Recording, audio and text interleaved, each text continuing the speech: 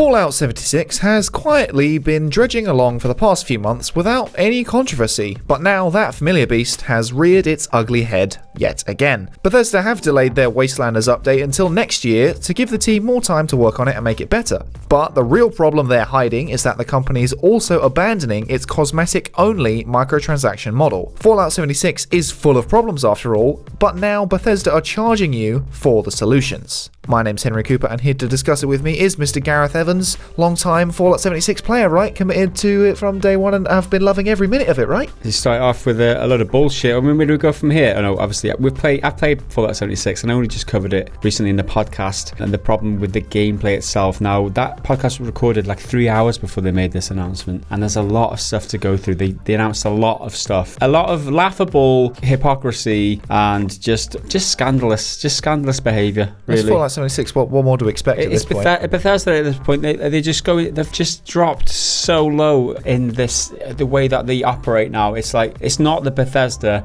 I have known for years and years and years. This is like a new Bethesda. It's a games as a service Bethesda. It's a dirty, horrible, stinky Bethesda, and I don't like this Bethesda. So the announcement came out, and it started off kind of just to let people know about what's happening with the Wastelanders update, which is much anticipated update. A lot of people looking forward to it, to add lots of things that people really want, like NPCs in the game, and actually fleshing out the game world and making it more interesting. So that was kind of how it started off, with a bit of an introduction. But then it went on to explain some microtransaction store changes, which is called the Atom Shop, in case you weren't aware. So the blog post was made on Thursday and carried on as follows. We love that there are so many types of players within Fallout 76, and one of our primary goals is to reward everyone, no matter how you play. This includes our approach to earning atoms through challenges and the types of items to unlock with them in the Atomic Shop. One thing I think is interesting here that is apparently there are players. What? It's hard to believe that Still there are, playing. and so many types of them. There's lots of them. I mean, there is an appeal to the Fallout 76, right? The Fallout formula is tried and tested. You can't disagree with that. And one of the things that people want from a Fallout experience, certain people, is a co-op experience with friends. And that appeals to people. People are still playing Fallout 76.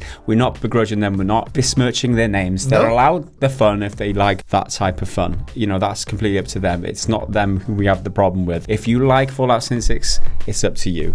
There's no judgment here. And clearly Bethesda like the people who like Fallout 76. Because they're buying the microtransactions. Yeah, we love the people buying our microtransactions, as well as the ones who grind for them for hours and hours. So then the statement carries on a bit more. Our approach to these items at launch was to keep them purely cosmetic. But after looking at all the data, it became clear that to consistently deliver content that keeps Fallout 76 fresh and exciting for all, we needed to rethink our approach to the Atomic Shop. So purely cosmetic, nope, out the window. Changed, they changed that back in April anyway, when they added the repair kits and stuff, which would give you a damage multiplier or something. It would repair your weapon to over 100%, right, or something like that. That's so you got extra damage or whatever it was. Yeah, so this is them just, rubber stamping the fact that they have changed this policy, which was confirmed by Pete Hines like before launch, saying that it was going to be cosmetic only. Now this is them just coming out and just confirming that. Yeah, it's literally not going to be that anymore. And then delivering content to Fallout 76 that's fresh and exciting. That's the whole, you're going to fund our development argument. You'll pay us, and these microtransactions will help us bring more content for you in the future. It's that kind of narrative that a lot of people in comment sections will throw out when they try and defend this sort of stuff. Although again, there's a presupposition here that they're saying to consistently deliver content. It's kind of suggests that they've already been delivering content that is fresh and exciting, which I don't think is the case. Yeah, they've changed some things when I played it recently. But what gets me is that they're saying it in a roundabout way. What they're actually trying to say is, it's the old, we're looking at the data. We always looked at the data. It's like, come on, guys, what you're trying to say is, literally, in order to deliver fresh content, we need to introduce gameplay affecting microtransactions. That's it. Looking at the data as if they don't have any choice in the matter, like it's not their responsibility. The data told me to do it. The data said I had to do it. And it's funny because they're not actually standing by their actual reasoning and being honest about it, which, if they were being honest, they would say something like, look, the game's expensive to make and support, and we need to pay the wages of the people creating the upcoming content. And then they'd go on to say something like we're not making enough money to continue supporting the game, or we can assume that, and gameplay affecting microtransactions is the way we make most money, and we'll go on to that in just a bit because they do explain that. That little bit of transparency and honesty, it might not all be good, people might not accept it all, but at least it's honest. Yeah. Because that's what it would be, right? This whole thing is so disingenuous. And if you look back at what Pete Hines said prior to launch at PAX Australia in 2018, he said the following: all the content we ever put out for Fallout 76, all the DLC, all the post-launch stuff is going to be free. That's important. And to say the Atomic Shop is cosmetic stuff, to make sure folks understand, look, there's a line. There are people who have crossed it, but we're going to stay on the right side of it in terms of the things you can spend money on and how this stuff works and what you're getting for your $60. That you know, when you put out new content or features or whatever, I'm getting that stuff for free. That feels right. So now, if there is a right side, which they've set the terms themselves, that means they are now on the wrong side. Exactly. How right does it feel to become a liar, Pete? He's happy to cross the line when it suits him. I'm just wondering, like, how many gameplay affecting microtransactions would Bethesda need to sell in order to buy back Pete Hines' integrity? Can we pay a microtransaction to just get rid of Pete Hines, please? So then the statement carries on a little bit more. While we had many ideas on what to add to the Atomic Shop, one of the ways was the direct result of the community's feedback. We heard from many of you who wanted items with some real utility. Starting in April, we began adding items such as repair kits, scrap kits, the Collectron station, and a working refrigerator. These have since become the most popular category in the Atomic Shop. We're also still working on all the previously announced items and new cosmetic categories. So people want utility items, that's i.e. gameplay affecting stuff, so we're going to charge for them because our data tells us that people spend more money on that stuff. What a shocker that if people have the option to pay to get better stuff, they're going to. If people can cheat, they will cheat. Well, this is it, right? They determine the scrap drop rate, they determine the food spoilage rate, they determine the weapon deterioration rate, they determine all of that. They created that when they made the game. They made that a problem for players just so that they can monetize the solution. And this is what gameplay development is for games as a service games. Make the player have issues that he can solve with his wallet. This isn't what it should be. What it should be is you give the player issues that they can solve by having a good time playing your fucking game. But this is not what games as a service is. This is give a player a problem, he can solve it with his wallet. And that's why I'm so fed up with games as a service, because this is how they develop their games, with this in mind. Make a problem so they can sell you the solution. And it's true of all games as a service that offer microtransactions. You look at Assassin's Creed, all the Ubisoft games, right? They make them intentionally grindy, which is the problem for the player,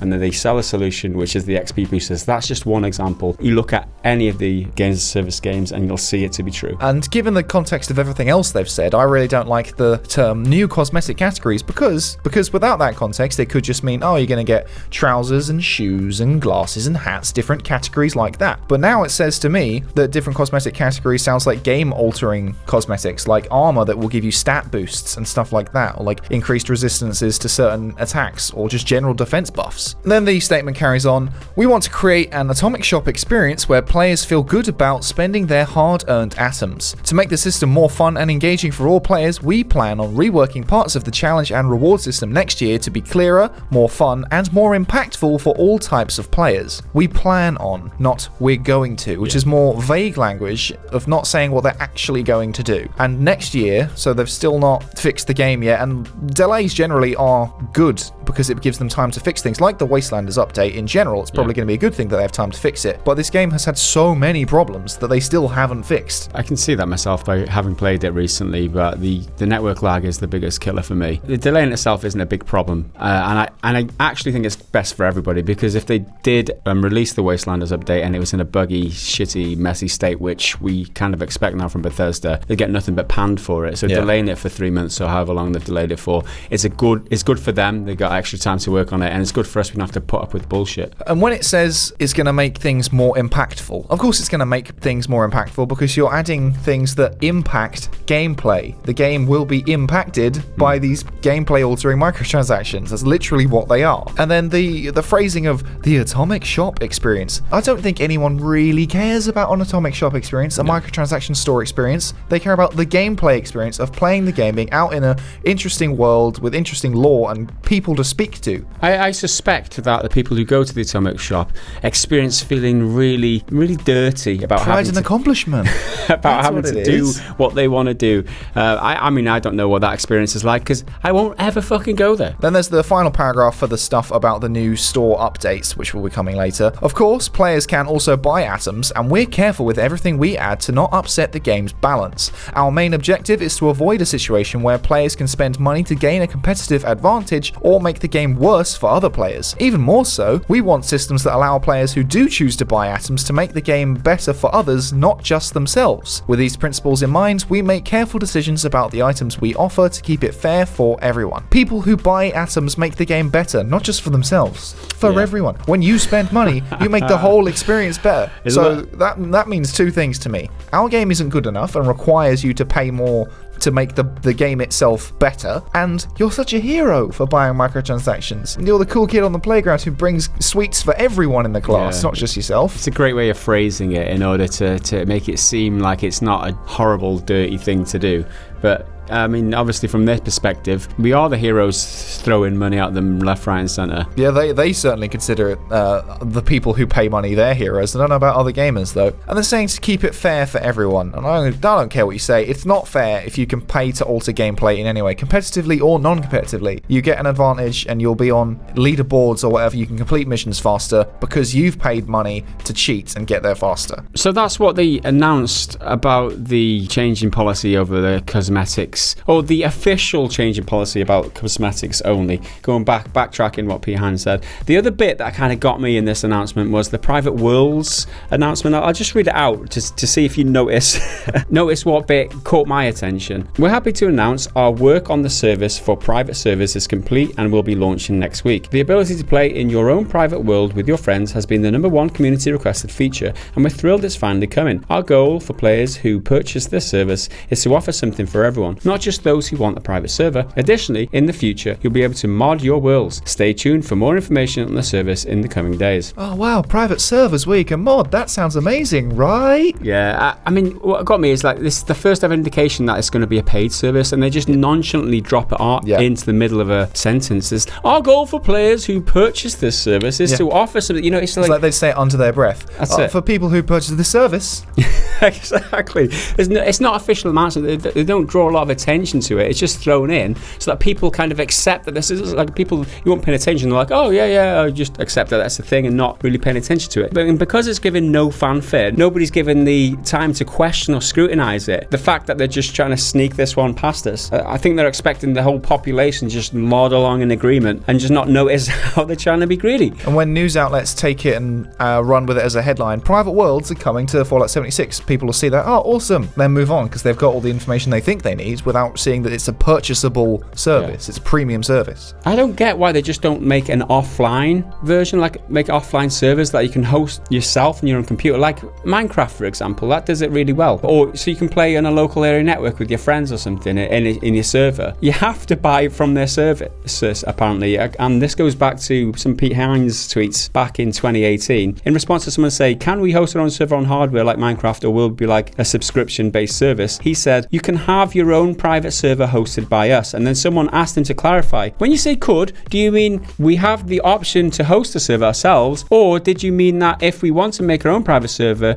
we would have to use your service? And then he just reiterates like some sort of bull trying to force the point across, if you want a private server it would be through us. It's like, come on Pete, you're the head of PR or whatever, marketing whatever. You're supposed to be able to smooth people over, not just blunt force trauma them with something that they don't want to hear. Just keep saying the same words again. I hope people listen.